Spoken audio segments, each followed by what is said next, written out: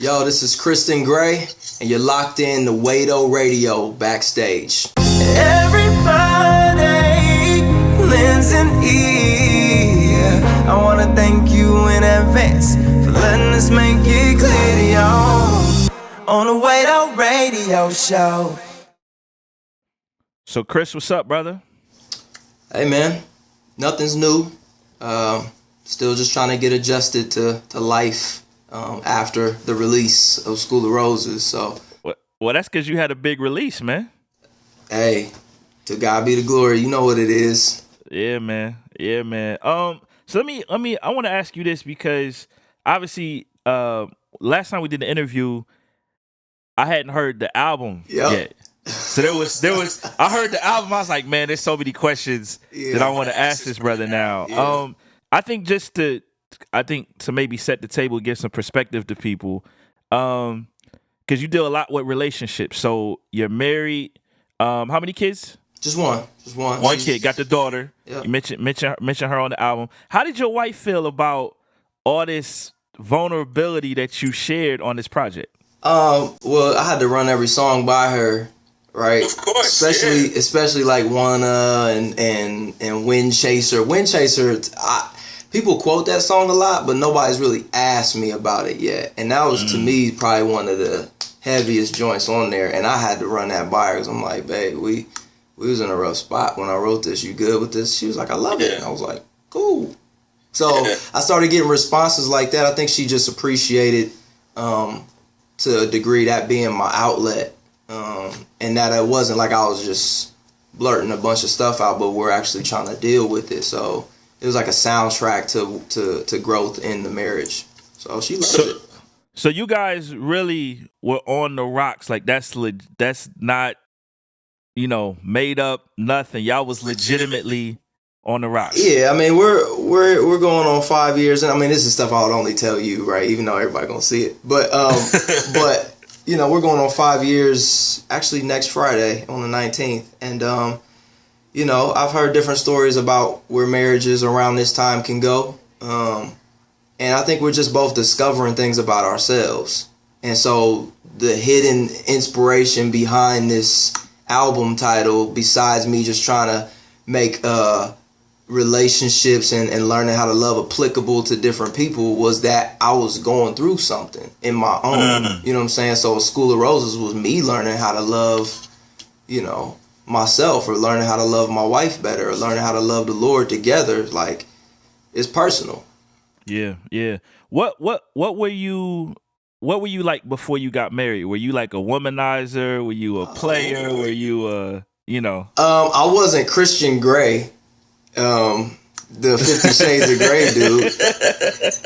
It's kind of weird because there's so many like almost similarities, but not quite. Because I mean that dude, I've never read the books, but apparently that story is blowing up all across the globe. And Christon Gray is this like womanizer that women love, right? Yep. And then and then his name's similar to mine.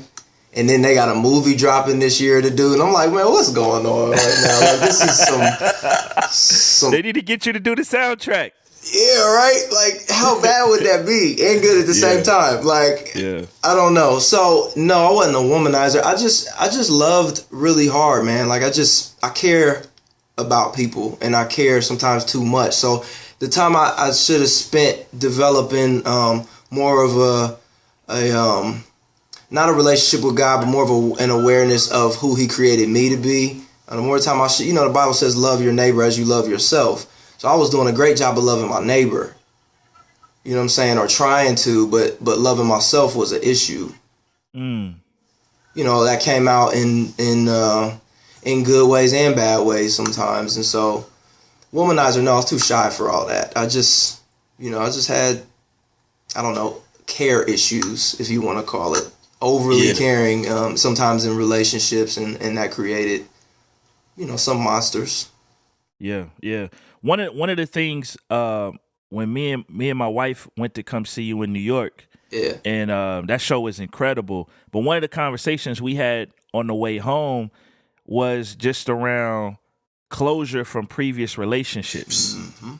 You know what I'm saying? And how were you able to kind of work through that? Because that's another topic that you kind of deal with on this record. Yeah, like closure. I think sometimes people think that that's like an overnight thing, and maybe for some people it is, but for me, I'm still going through that a lot in my life. And even, pre-marriage, I found my wife and I knew that she was who God put in my life to pursue, and loved her. Like, I was like, oh my gosh. But I prematurely pursued her, right? Because I had some doors I still had to close and really, really close them.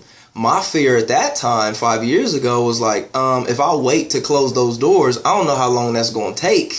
So I don't want to finally close the door 10 years later and be like, Chrissy, and she's gone.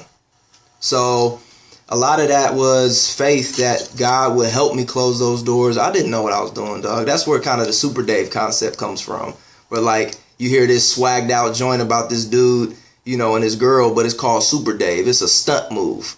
You know what I mean? And I'm shooting myself in the foot because I'm getting the girl, but I still have these issues. So it's typical of a lot of us. We get in these relationships when we're young because we're in love and we hope that things work out. But that closure piece for me was something that took a while to really deal with. You know what I'm saying? Yeah. What about on your wife's end? Like, did she have some of those same type of situations and y'all had to kind of work through them together, or was it more you? Or she had a different type of closure. She grew up without a mother and without a father. You hear a lot of that in Ghost. Yeah. I mean, and even like the epitome of a ghost as far as her father, because her father is dead, so he's a ghost in that sense. But when he was around, or when he was alive, he was never around, and he didn't even remember her because he got dementia. So, like, in every sense, like, he was never real. You see what I'm saying? So that's growing up and having to, and dealing with a lot of death in her family, and just dealing with a lot of, people who were not necessarily on her level as far as life experiences. That creates some things that is totally different from my area of closure, but it can create some bitterness, some dark secrets, a lot of those things that also need to close when you get in a relationship. Sure. I really like to really get a pulse of why, like, how people respond to music. You know what I'm saying? Like, when they hear it, how does it make you feel? What does it make you think about?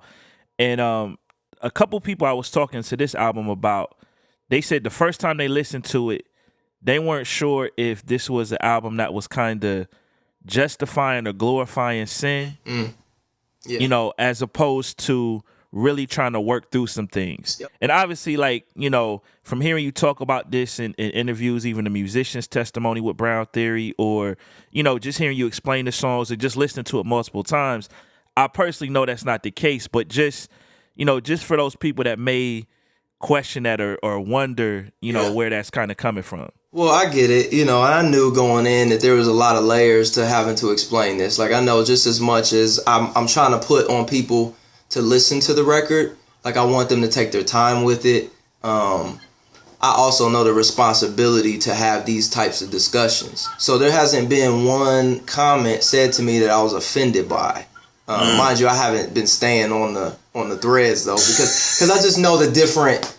I can't put it any better way. I know the different camps of people who will respond to this album. You got your very conservative, very theology based, like, and that's not to say that the album's not theological or sound biblically, but you got the people who are looking for certain things, and I get that and I respect that. So then you got the gospel crowd, or just the crews and camps that I came from in the past, where it's just like, what, he doing R&B, like, this ain't this, and it's just like I crossed over now. So you gotta receive that with grace and understand that. But then you have the people who are ready to embrace it, and these are all camps in the church. But then you have unbelievers who get it immediately, but they can't even relate with it because there's a thread of solution through the album that you can't participate in when you don't have the Holy Spirit. So for instance, Windchaser, like I end the song by saying like, now I know why we can't make love,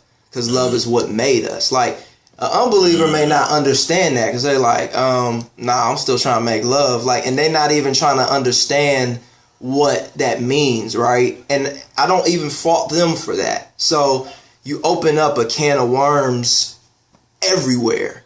So I know my responsibility to explain it. To answer the question, no, it's not an album that glorifies sin. I wanted to make sure that I didn't write an album that was not true to where I was. So it's very honest from that standpoint. I also didn't want to rush to resolution because I wanted people to see through the album just how a snapshot of how dark it can get in our, because we still have this sin to wrestle with. I wanted people to see a little bit of how dark that can get so that it makes God's grace all the more amplified. Like, dang, I feel like this too. Dang, Jesus, like, you still love me? Like, yeah. In your faulty, mental quandary where you can't explain anything, after the scriptures are closed up and you've had all the counseling sessions and you talk to all your friends about what to do and you still want to sin, I still love you anyway. So that's why the album has the kind of the makeup it does. Yeah. I felt like, man, like there's a level of depth to this album that for albums that weren't like Jesus every 5 minutes, there's almost a level of depth to this album that I almost feel like hasn't really been explored in Christian music. Because I'm actually glad you said that it was so theologically grounded, because it is, but it's like you almost have to listen to it 4 and 5, 6, 7, 8, 9, 10 times to even get some of the stuff. It's school. You know what I'm saying? Like, you don't go to class and then just take the test. There you know go. what I'm saying? And there was so many things I wanted to teach or bring light to or wake the church up on. And when I say the church, I just mean the body as a whole. Like, one, our tolerance level sometimes is very low because of fear, or just because there are different motives that are thrown around here. There are some people who just want to blow up and they're looking for that out. And I was like, okay, this is not that shallow. So I don't want to appease that opinion by saying every time I come out with something, I got to make sure, at the end of a song like Wanna, like make sure at the end of that while the track is playing out, I put a clip of John Piper over top of it to make sure they know, like, you know what I'm saying? Like, I don't want to appease that. If I keep doing that, then we miss the other side to the Bible, Wade. Like, if you read the Bible, like, it's very graphic and it's available to everybody. So I know that there's also fear of vulnerability because people, they get concerned about the younger generation. And I had somebody tell me, I listen to the album, I love it, but I'm concerned about the young teen girls and how they're going to feel when they hear it. I'm like, I know a lot of them are going to scream when they hear certain songs because of my voice. That's the issue. Like, it's going to happen. Let's deal with why. You know what I'm saying? Let's not act like it doesn't happen, because it's going to happen. So, and then I also wanted to try to teach us how to deal with art. We don't deal with art a lot of times because it's kind of this rule book on how to be creative. And I'm like, you don't want to do that to God either, because, same God who deals with the instructional books we find in the New Testament. This is, I mean, you read stories like, about, I've been in Genesis. And what were we looking at? Who was it? It was Lot's daughters who kind of coerced him into sleeping with them. Like, and I'm like, these are graphic stories. And we find these in the best-selling book ever. And they're available to younger, to older. And we don't know how to handle stuff like that when it comes to our own backyard. So I could get into a bunch of other things, but I thought it was a wake-up call for the body as a whole. Yeah. Your parents, man, talk about like their involvement in your career, and obviously I know your mom has inspired you, your dad is even a part of your team, but just talk about, their involvement with just this whole situation right now. Okay, so look, I'll give you a little bit. Here's to show you. They're both very, very supportive, have always been. And I come from a very hard-nosed family when it comes to how to approach music. Taelor and I, we couldn't have we couldn't have nothing in the house growing up. Like it was John P. Key and the Winans. And I'm like, dang, you know, Taylor would sneak DMX in the, like of all things, he would sneak DMX in the crib, and my mom would find, you know, flesh of my flesh, blood of my blood. See, this is why, you know, and it's just like, dang, Taylor, you couldn't snuck some Lauryn Hill in here or something, like. So it was very tight, very strict, and I understand why. It was because we had to come into an understanding of our own, the spiritual implications for what we allow inside of our ear gates and soul. At the same time, they understood the approach that I'm taking through the music. Although my mother heard the album, right, and her first reaction was she said she was grieved by it. She hated it. She hated School of Roses. She heard it and she didn't want to talk about it, and I could tell, and I knew she was going to be mad. Now she loves it. Dad, he heard it, he just got it. You know, there's a little bit of a they definitely balance each other out. They've been supportive, but it hasn't been a support because they feel forced to because I'm their son. It's they understand the need and necessity for these things to be addressed, and they're just being patient to watch how it unfolds. They're more concerned about my life outside of music. So they've done a good job of keeping me balanced in that regard as well. That's good. That's good. Talk about because you lead worship at your dad's church too. Talk about that period of time when the people were leaving your dad's church. Convenient. Yeah, man. I mean, how did you feel seeing that happen? You know, how did your dad feel? How did you even respond to his response to it? Man, I love this, man. I only get these questions on the Wado show. I love it. If I didn't trust you, I wouldn't answer you because you would probably edit out all the bad stuff or all the good stuff and just keep the bad stuff. This joker's a heathen and he's left.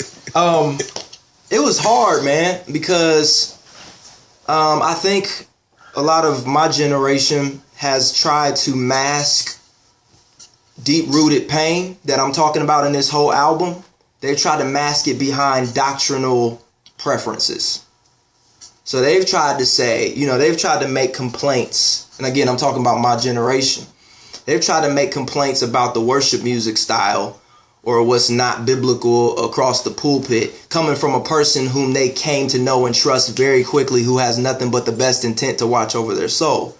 Because there were other issues inside of them that had nothing to do with the Bible that they just weren't dealing with. So who ends up getting the backlash for that, or the repercussions for their pain was my father.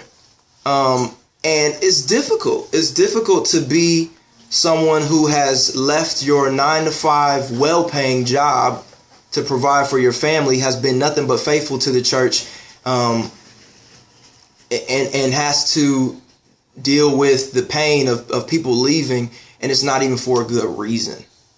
You know what I'm saying? And so our church was predominantly, we've merged with another church since then, but our church was predominantly young. You know, a lot of them was, you know, it was like 18 to 30 range. So we dealt with a lot of that kind of exodus for the same reason. And I was like, I got to address this without sounding bitter, but let's just address it from the standpoint of a pastor who does nothing but, he was there when they needed somebody to talk to at night. He was there when they needed money. He was there when they needed marriage counseling. Like, and then to just up and dip because of a potential flaw in the way that the word of God is being preached is not a good enough reason.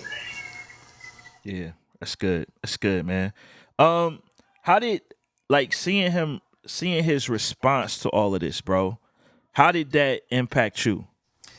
Man, I didn't know how to deal with it. Like, a lot of this is just as important in the relationship album as what's more in the forefront, which is, you know, me dealing with my relationships. Like, Convene is just as important as Wanna, is what I'm trying to say. Because the relationship between me and God, where now, for the first time in my life, I'm dealing with heavy bitterness.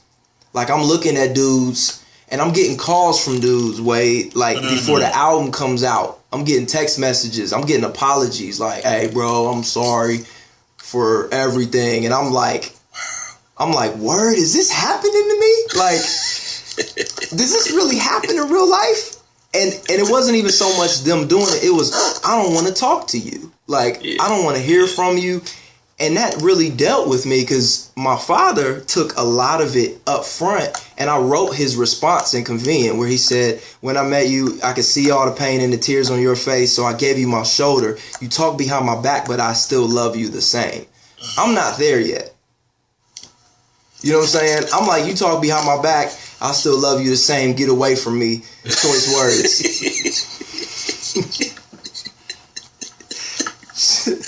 You said I don't want to deal with it. Choice words. Yeah. Right? I mean, but I'm like, dang, that mad respect to my father, but more of a showcase of God's grace and character and what we should be living up to. So yeah.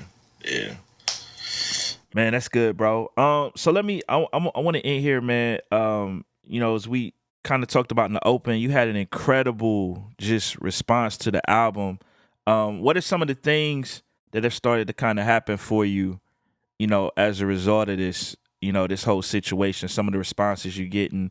I saw the interview you did with Radio 1 in Columbus. Yeah. I was very encouraged by that, bro. Well, I was going to say, there's been a lot. So, the talk highlight about what you can talk about. I know some stuff you might you know not, how that goes. I'm sitting here Yeah. just live interview, just giving all, I'm getting texts at the same time. No. But there's been a lot, so it's good. I don't got to make none of this up. Billboard, getting the Billboard print magazine a couple days ago will tell a lot, because I got Billboard print. I work for the state. I work at the Ohio Expo Center, and we put on the Ohio State Fair every year. Huge event. It's like a Woodstock event when it comes to concert series. So my entertainment director walks in and brings me the Billboard, and I'm like, is this the one? He's like, yeah. And I'm like, yeah, because I'm in here. And he's like, he don't get it. He don't get it because I'm in there working as a designer. I don't run my mouth about music. So I'm like, I think I'm in here. And I open it up to the charts, and not only am I in there, right? They wrote an article about me, like on the side in print. The headline on the charts was Christon Gray schools the charts with a breakdown with my album cover at the bottom on the page. So I'm like, yeah. And this is somebody who's been working with me for 10 years. You know what I'm saying? Crazy. So what that turned into was potentially me opening up at the fair this year for Boys to Men. You know how big that is in Columbus. It's huge. Like, huge. That's huge. It's hard to try to even get people on board because you don't want to be trying to toot your own horn, or you just try to stay low. But you like, my God, like, can my own city get it? So to have the mentions from 107.5, to have 2 interviews with 106, to have the ABC 6 and Fox 28 live interview aired, to have 88.7 Radio U has been showing love. They've been talking about me wanting to have me come and do Fusion. I mean, Fusion's been around for years. They want me to start doing their Fusion spots. And then to kind of nail that down with the R&B category showing love. Like, I don't know what this is going to do for the church at large and just for the R&B market when it comes to regionally. The other touch points outside of that, like I said, Billboard charts were great. It helps tell the story to major labels. We turned down a couple deals already. Can't say any more about that. iTunes tweeted about me twice. That was huge. They retweeted me to 5.5 million people. Then they tweeted about me and was like, Christon Gray has an album that's very human. Go get it. And I'm like, that don't happen. I done have big producers, mainstream cats hitting me up about doing some work together. And I'm like, wow, this is a real response that I can't keep up with. So I've always been an artist, man, and hear me good. I don't want to live off of perception. I don't want to try to make stuff seem bigger than what it is. So to see the storytelling itself makes me look like less of a lame, and I can just try to keep up with it. Well,